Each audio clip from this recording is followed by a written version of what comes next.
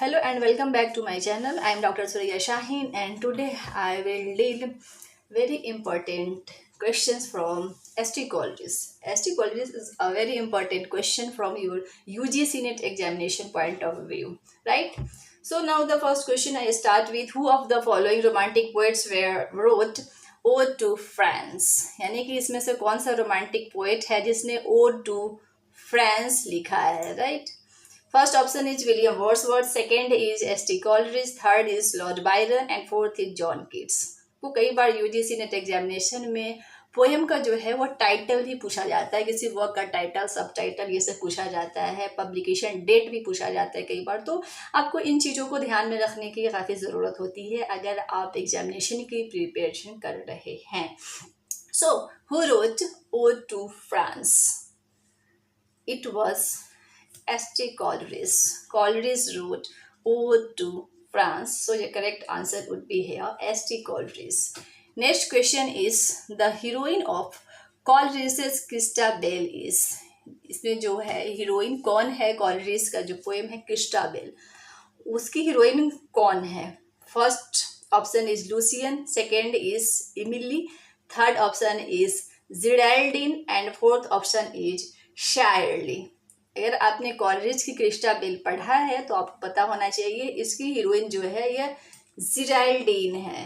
So the correct answer would be here C. Actually ये Christabel है यह एक इसमें काफ़ी मिस्ट्री और हॉरर की भी वो बात करता है कॉलरिज इसमें। सो यू नो क्रिस्टाबेल है द हीरोइन इज जिडाल्डिन, और इसमें काफ़ी मिस्ट्री, हॉरर, ये सब जो रोमांटिक एलिमेंट्स है उसका फ्यूजन है इस पोएम में, राइट?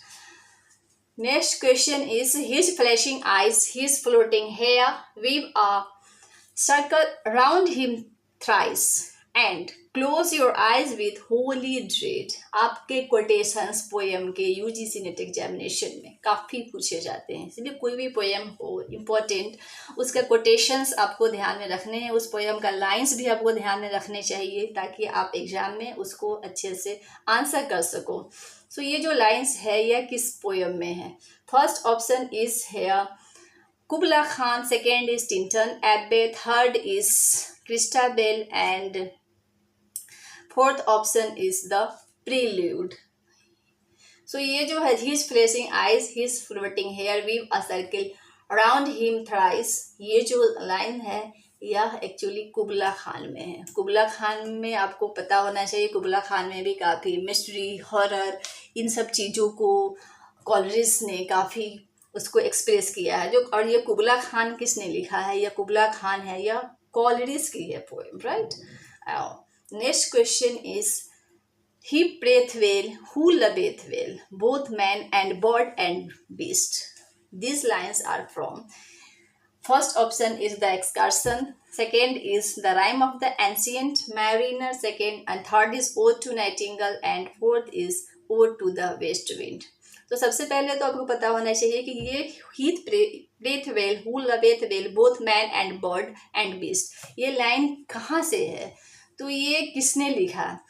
तो आपको पता होना चाहिए अगर आपने पढ़ा होगा the rime of ancient mariner, तो इसमें the rime of ancient mariner में वह जो नरेटर है वह कहता है लास्ट में he prayeth well who loveth well both man and bird and beast. Actually वह एक फिलोसफिकल स्टेटमेंट्स बोलता है, और ये जो राइम ऑफ एंशिएंट मैरिनर है या it is like it's an epic poem, right? It's ballad है ये एक्चुअली इसकी कॉलरिज की, और इसमें जो है जो नरेटर होता है एक्चुअली वह उसमें जो वेडिंग पर्सन होता है वह जाता है एक वेडिंग सेरेमनी को अटेंड करने जा रहा होता है, उसको रोक करके वह अपना सारा कहानी को नरेट करता है, कैसे वह अल्बेस्ट्रोस एक बर्ड होता है उसको मारता है और जिसकी वजह से ना उसको कर्स मिलता है, और जिसकी वजह से वो काफ़ी हॉरिफिक सीन देखता है। जब वो बोट से जाता होता है पानी में तो उसकी बोट स्टैंड स्टिल हो जाती है, वहीं पे रुक जाती है। तो वो काफ़ी चीज़ों को लास्ट में वो फिलोसफिकल चीज़ बोलता है और वह क्या करता है, उसको ब्लेसिंग्स लास्ट में मिलता है, राइट? तो वह ये स्टेटमेंट बोलता है he prayeth well who loveth well both man and bird and beast, यानी कि वो बोलता है कि यह मतलब कि मतलब इंसान को मतलब ऐसा होना चाहिए कि वो सबको प्यार करे, और ये गॉड मतलब वो हैं जो सबको प्यार करते हैं, वह इंसान हो, बॉड हो, बिस्ट हो, सबको करते हैं। इसके बारे में वो यहाँ पर बात कर रहा है। Next question is here, Profaro and Madeline are lovers in. First option is the Eve of Saint Mark. Second is the Eve of Saint Agnes. Third is Isabella, and fourth is La Belle Dame Saint Mercy. So ये प्रोफेरो and Madeline जो है actually यह जो lovers है यह किस book में है? आपका ये होगा ईव ऑफ सेंट एग्नेस में है। ये कैरेक्टर है जो प्रोफेरो है एंड मैडलिन है, इसमें इनकी लव को दिखाया गया है। यह रोमांटिक इसमें आपको एलिमेंट देखने को मिलेगा। Next is they parted never to meet again but never either found another to free the hollow heart from paining. In which of the following do this lines occur? इनमें से कौन सा poem है जिसमें से यह लाइन पाया जाता है? First option is the rime of the ancient mariner, second is Christabel, third is Kubla Khan and fourth is on dejection. So आपका इसमें जो करेक्ट आंसर होगा वह क्रिस्टाबेल होगा। क्रिस्टाबेल में इसमें क्रिस्टाबेल जो पोएम है it was written by S T Coleridge and where Coleridge writes they parted never to meet again but never either found another to free the hollow heart from paining, right. Next question is Biographia Literaria is first option is poetic work, second option is prose work, third option is dramatic work and the last option is fictional work. तो actually ये जो Biographia Literaria है या prose work है। Okay, सो Biographia Literaria या किसने लिखा है? बायोग्राफिया लिटरेरिया जो वर्क है यह it was written by S T Coleridge, right. तो ये भी आपको ध्यान में रखना है किसी वर्क को किसने लिखा है। Next is in 1794 Coleridge met a youthful poet with whom he planned to establish Pantiscracy on the banks of the Susquehanna River in America. Identify who was that poet. यानी कि 1794 में कॉलरिज एक youthful poet से मिला था जिसमें वह plan की थी पेंटिस्क्रेसी एस्टेब्लिश करने के लिए और अमेरिका में। तो वह कौन सा पोएट था ये आपको बताना है इस क्वेश्चन में। First option is Walter Scott, second is Robert Southey and third is William Wordsworth, last is William Blake. तो आपको जो पता होना चाहिए जो ये पेंटिस्क्रेसी जो था यह इनका एक ग्रुप था इन रोमांटिक राइटर्स का, जिसमें क्या है कॉलरिज किसके साथ स्टार्ट किया था यह रॉबर्ट साउदी के साथ। So your correct answer would be Robert Southey. Next question is Coleridge's poem Christabel evokes. First option is romance, second is mystery and horror, third is chivalry and the last option is miracles. तो Christabel में वह actually किस चीज़ को refer करता है mainly Coleridge? तो आपको मैं पहले ही बताई हूँ कि क्रिस्टाबेल में वह मिस्ट्री और हॉरर को वह एक्सप्रेस करता है, राइट। डिस्क्रिप्शन वो हॉरर और मिस्ट्री को देता है, तो इसलिए यह आपका करेक्ट आंसर 75 का आपका मिस्ट्री एंड हॉरर हो जाएगा। Next question is which of the following poems was started by Coleridge and devoted to truth?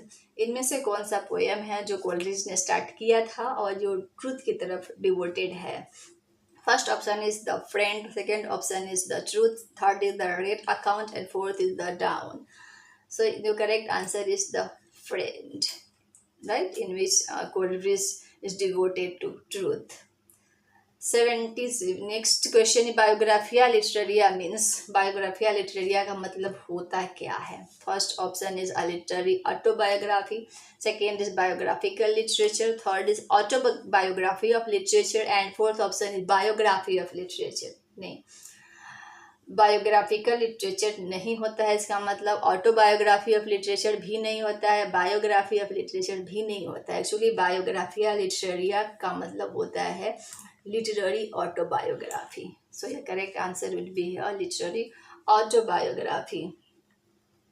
Next question is which of the following works is not written by Coleridge, इसमें से कौन सा work है जो Coleridge ने नहीं लिखा है? First option is forest at midnight, second is fears in solitude, third is a night piece and fourth is religious music. तो इसमें से जो नहीं लिखा है वह है a night piece, that is not written by Coleridge. So ये correct answer would be here a night piece. Next question is here. Coleridge composed Kubla Khan in a dream. While composing, it was interrupted by someone, and that's why he couldn't write beyond. यानी जो Coleridge ने कुबला खान जो है वह एक dream में compose किया था, या एक्चुअली वह ओपीएम लेकर इसको लिखा था, लेकिन while composing it he was interrupted, लेकिन जैसे ही वह ड्रीम से उठा तो वह पोएम लिखने लगा। तो वह पोएम जो था वह कुबला खां था, लेकिन कौन था जो उसको उस टाइम वह इंटरप्ट किया, कौन सा आदमी था, ये भी आपको पूछा जाता है इस तरह से एग्जाम में। फर्स्ट ऑप्शन इज 64, तो यह क्या है, that's why he couldn't right beyond, मतलब यहाँ पे ये पूछा जा रहा है कि मतलब कि कितना वह लिखा और कितना के बाद वह इंटरप्ट हो गया, जिसके बाद वह छोड़ दिया, कितना लाइन कंपोज कर पाया। First option is 64 lines, second option is 54 lines, third option is 84 lines and last option is 94 lines।